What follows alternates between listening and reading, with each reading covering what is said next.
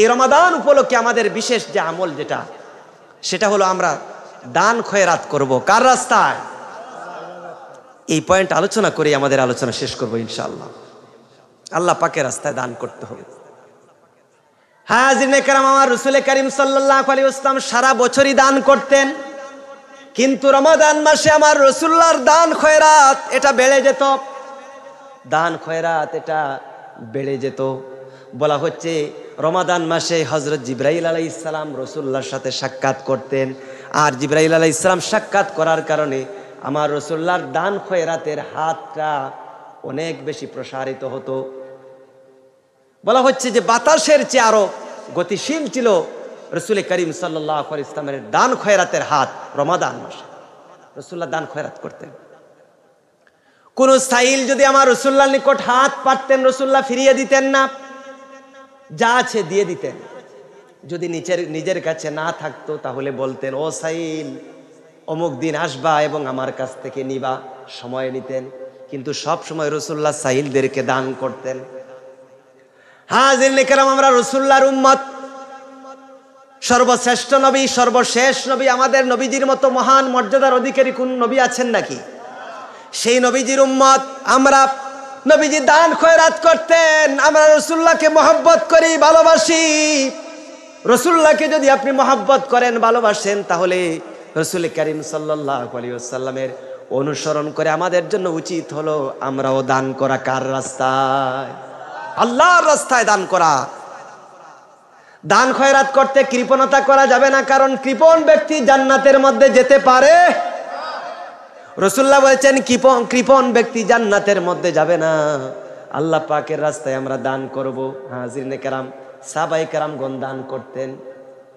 খেয়াল করে শুনুন, ইসলামের প্রথম খলিফা, তার নাম কি?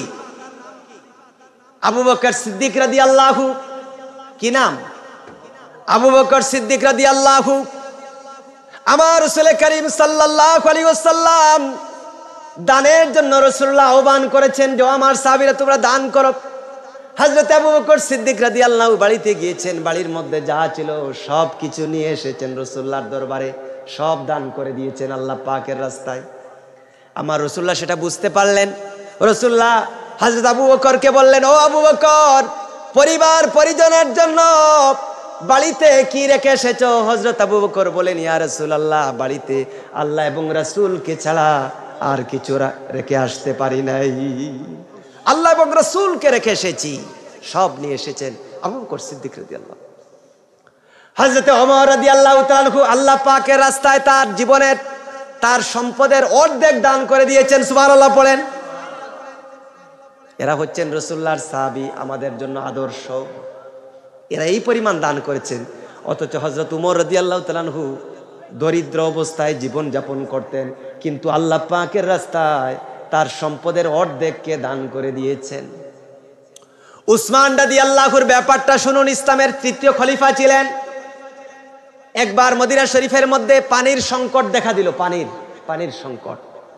হযরত উসমান রাদিয়াল্লাহু রুমা নামক কূপটার হযরত উসমান রাদিয়াল্লাহু খরিদ করলেন, কিনলেন, এবং সেটাকে এই কূপের পানি থেকে যেন মুসলমানগণ পানি ব্যবহার করতে পারেন, এই কূপটাকে ওপেন করে দিলেন মুসলমানদের জন্য। সকলেই এই কূপের পানি দ্বারা পানি পান করবে। ওই সময় পানির সংকট ছিল। প্রিয় হাজিরিন, রাসূল করিম সাল্লাল্লাহু আলাইহি ওয়াসাল্লাম তাবুক যুদ্ধের জন্য সাহায্যের আবেদন করলেন, আহ্বান করলেন। হযরত উসমান রাদিয়াল্লাহু সেই সময়ে 10,000 স্বর্ণ মুদ্রা আল্লাহ পাকের রাস্তায় দান করেছেন। সুবহানাল্লাহ। সেই সময়ে আজ থেকে 1,500 বছর পূর্বে 10,000 স্বর্ণ মুদ্রা আল্লাহ পাকের রাস্তায় দান করেছেন। তার নাম কি? উসমান রাদিয়াল্লাহু তাআলা। 300 উট দান করেছেন, বহু সম্পদ দান করেছেন আল্লাহ পাকের রাস্তায়। হাজিরিনে কেরাম, এই ছিল সাহাবায়ে কেরামদের আদর্শ। আল্লাহ পাকের রাস্তায় যখন দান করার জন্য বলা হয়েছে, অকাতরে দান করেছেন। সেজন্য আমাদের জন্য দান করার প্রয়োজন আছে না নাই? সামর্থ্য অনুযায়ী দান করবেন, নিজের তৌফিক অনুযায়ী সর্বোচ্চ দান করার চেষ্টা করবেন। হাজিরিনে কেরাম, আপনি তো আল্লাহ পাকের রাস্তায় দান করছেন। নেক কাজে দান করবেন, খারাপ কাজে নয়। হাসান বসরি রহমতুল্লাহ আলাইহি বলেছেন, হাসান বসরি রহমতুল্লাহ আলাইহি বলেছেন যে নেক কাজে কেউ যদি কোটি টাকাও দান করে দেয় সেটা অপচয় নয়। আর হযরত আব্দুল্লাহ ইবনে আব্বাস রাদিয়াল্লাহু বলেছেন গুনাহের কাজে, খারাপ কাজে, মনে করেন গান বাজনার আসরে কেউ যদি একটা টাকা দান করে সেটা হচ্ছে অপচয়। অপচয়কারী শয়তানের ভাই। ইন্নাল মুবাজ্জিরিনা কানু ইখওয়ানাশ শায়াতিন ওয়া কানাশ শাইতানু লিরাব্বিহি কাফুরা। নিশ্চয়ই অপচয়কারীরা কার ভাই? শয়তানের ভাই। আর শয়তান তার প্রভুর ব্যাপারে, প্রভুর প্রতি অতিশয় অকৃতজ্ঞ। শয়তানের ভাই হওয়া যাবে না। সেজন্য দান করতে হবে আল্লাহ পাকের রাস্তায়।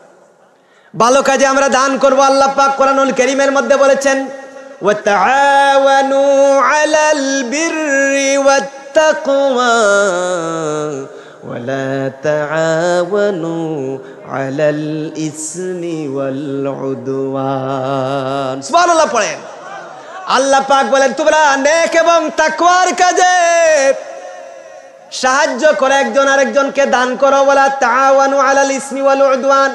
গুনাহের কাজে, সীমা লঙ্ঘনের কাজে, পাপ কাজে কেউ কাউকে সাহায্য করো না।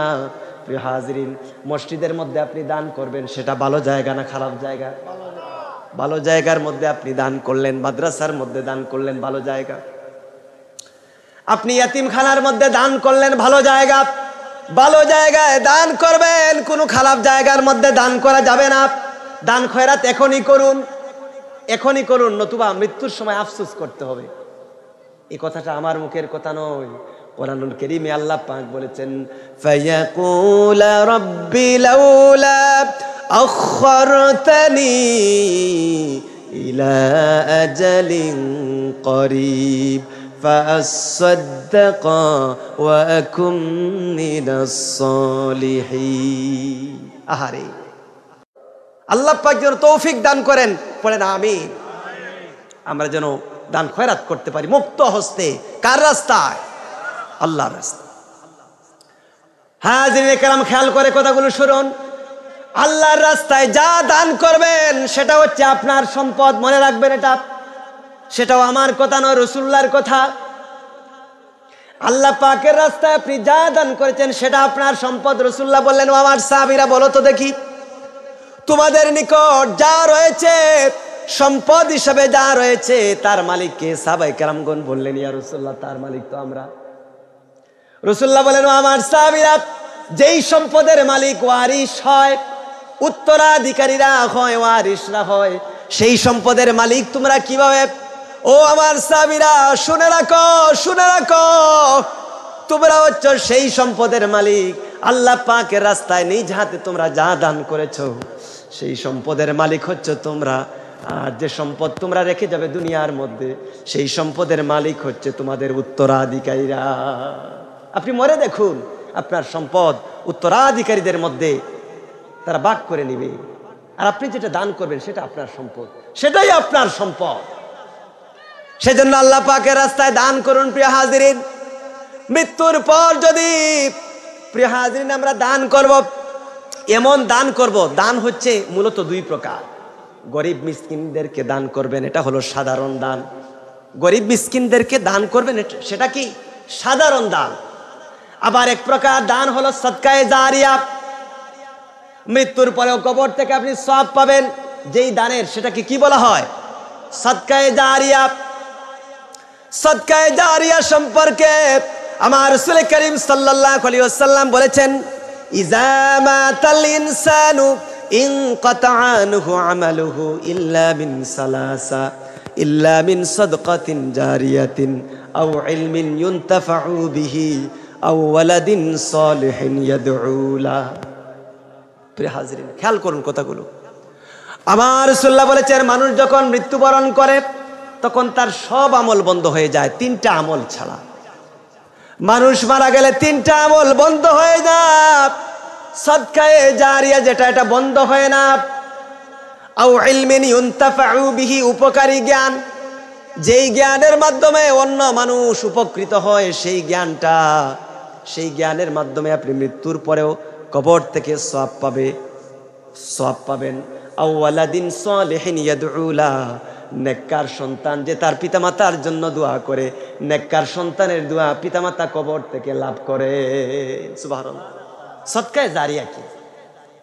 মসজিদের মধ্যে দান করা সেটা সদকায়ে জারিয়া, মাদ্রাসার মধ্যে দান করা সদকায়ে জারিয়া, এতিমখানার মধ্যে এটা সদকায়ে জারিয়া, রাস্তাঘাট নির্মাণ করবেন, ব্রিজ পুল নির্মাণ করবেন সদকায়ে জারিয়া, খাল করণ করবেন, বৃক্ষরোপণ করবেন সদকায়ে জারিয়া। এরপরে মানুষকে এই যে নলকূপ এটা আপনি নির্মাণ করে দিবেন, মানুষ পানি গ্রহণ করবে, পানি পান করবে, সেটা সদকায়ে জারিয়া।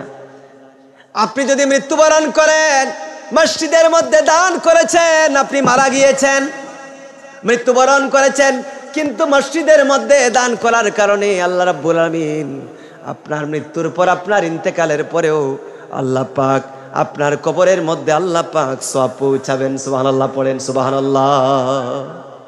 আজিনে কেরাম, মৃত্যুর পর যদি সওয়াব পেতে হয়, কবরে থেকে থেকে সদকায়ে জারিয়া রেখে যেতে হবে।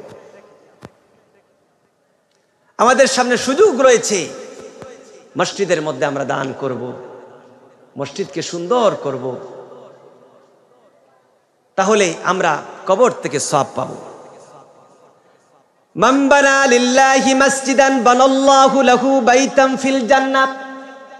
আমার রাসূলুল্লাহ বলেছেন, যে ব্যক্তি আল্লাহ পাকের সন্তুষ্টির জন্য মসজিদ নির্মাণ করবে, আল্লাহ রাব্বুল আলামিন ওই ব্যক্তির জন্য ঘর নির্মাণ করে দিবেন। কোথায়? জান্নাতের মধ্যে।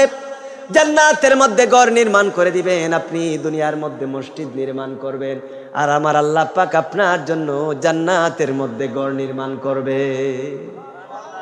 সেজন্য মসজিদের মধ্যে সাহায্যের প্রয়োজন আছে না নাই? মনে রাখবেন হাজরিনে কেরাম, আল্লাহ পাকের রাস্তায় দান করতে, খয়রাত করতে হবে। কৃপণতা করবেন না, কৃপণতা করবেন না। যদি মরে যান, দুনিয়ার জীবন আপনার শেষ হয়ে যাবে। সেজন্য আল্লাহ পাকের রাস্তায় নিজ হাতে দান করে যান। আপনার সন্তান যে আল্লাহ পাকের রাস্তায় আপনার জন্য দান খয়রাত করবে, সেটার তো কোনো নিশ্চয়তা নাই, নাও তো করতে পারে। নিজের হাতে দান খয়রাত করে যান। প্রিয় হাজিরিন, মৃত্যুর পর এই দান খয়রাতের সব আপনি পাবেন। যা কিছু আল্লাহ পাকের রাস্তায় দান করবেন পাবেন। আপনার মৃত পিতামাতা আপনাকে অনেক মহব্বত করে, আদর করে লালন পালন করেছেন, বড় করেছেন, খেদমত করার হয়তো সুযোগ পান নাই, অথবা সেই সময় ধনী ছিলেন না, এখন ধনী হয়েছেন। সেই মৃত পিতামাতার ইসালে সওয়াবের উদ্দেশ্যে আপনি দান করুন মসজিদের মধ্যে, এই সওয়াব আপনার পিতামাতা পাবেন। রাসূলুল্লাহর খাদেম হযরত আনাস ইবনে মালিক রাদিয়াল্লাহু তাআলা আনহু রাসূলুল্লাহকে বললেন, ইয়া রাসূলুল্লাহ, ওগো নবীজি, আমরা মৃত ব্যক্তির জন্য হজ করি, উমরা করি, আমরা দান সদকা করি, তাদের জন্য দোয়া করি, সেগুলো কি তাদের জন্য কোরবানি করি, সেগুলো কি তাদের কবরের মধ্যে পৌঁছায় নাকি? আমার রাসূলুল্লাহ বললেন, ও আনাস, অবশ্যই পৌঁছায়। মৃত ব্যক্তির জন্য সাদকা করলে পৌঁছায়। মসজিদের মধ্যে আপনি দান করুন। আপনার পিতামাতা, আপনার দাদা দাদি, নানা নানি ইন্তেকাল করেছেন, তাদের ইসালে সওয়াবের জন্য আপনি মসজিদের মধ্যে দান করুন। তাদের কবরের মধ্যে আল্লাহ পাক সওয়াব পৌঁছায় দিবেন। রাসূলুল্লাহ বললেন, তাদের কবরের মধ্যে সওয়াব যায়। এই সওয়াবটা পাওয়ার পর তারা অত্যন্ত আনন্দিত হন। মৃত ব্যক্তিরা সামান্য যদি সওয়াব পান, আনন্দিত হন। জীবিত ব্যক্তিরা যদি হাদিয়া কম পায়, অনেক সময় নারাজ হয়ে যায়। কিন্তু মৃত ব্যক্তিদেরকে যারা পরিমাণও যদি আপনি নেকি বকশিশ করে দিতে পারেন, সেজন্য তারা আনন্দিত হন, কারণ তাদের নেক আমল করার তো কোনো সুযোগ নাই। যা দিলেন তাই তাদের জন্য লাভ, তাই কি লাভ। এজন্য হাজিরিনে কেরাম, মৃত ব্যক্তিদের যদি রুহানি দোয়া যদি আপনি লাভ করতে হয়, আপনার পিতামাতার ইন্তেকালের পর তাদের সাথে যদি আপনি ভালো ব্যবহার করতে হয়, তাহলে তাদের জন্য দোয়া করাবেন, তাদের জন্য সদকা খয়রাত করবেন, তাদের জন্য উমরা করবেন, তাদের জন্য নফল নামাজ আদায় করবেন, নফল রোজা রাখবেন। এগুলোর সব যদি বকশিশ করে দেন, তাদের জন্য সদকা করেন, তাহলে আপনার পিতামাতার রুহানি দোয়া আপনি লাভ করবেন। সুবহানাল্লাহ। সেজন্য প্রিয় হাজরিন, আল্লাহ পাকের রাস্তায় আমাদের দান খয়রাত করার প্রয়োজন আছে না নাই? আল্লাহ পাক যেন হাজিরিনে কেরাম এই রমাদান মাসের বিশেষ আমলের মধ্যে অন্যতম আমল হলো যে এই রমাদান মাসে আমরা দান খয়রাত করতে হবে রব্বে করিম আল্লাহ রাব্বুল আলামিনের দরবারে আমরা দান খয়রাত করতে হবে। হাজিরিনে কেরাম রমজান মাসে আমরা দান খয়রাত করব, আর রমাদানের বাহিরেও দান খয়রাত করব আল্লাহ পাকের রাস্তায়। আল্লাহ রাব্বুল আলামিন এই যে রমাদান উপলক্ষে আমরা কি কি আমল করব, এগুলো আমরা ধারাবাহিক আলোচনা করেছি। আরও অনেক আমল রয়েছে, আমরা বিশেষ কিছু আমলের কথা বলেছি।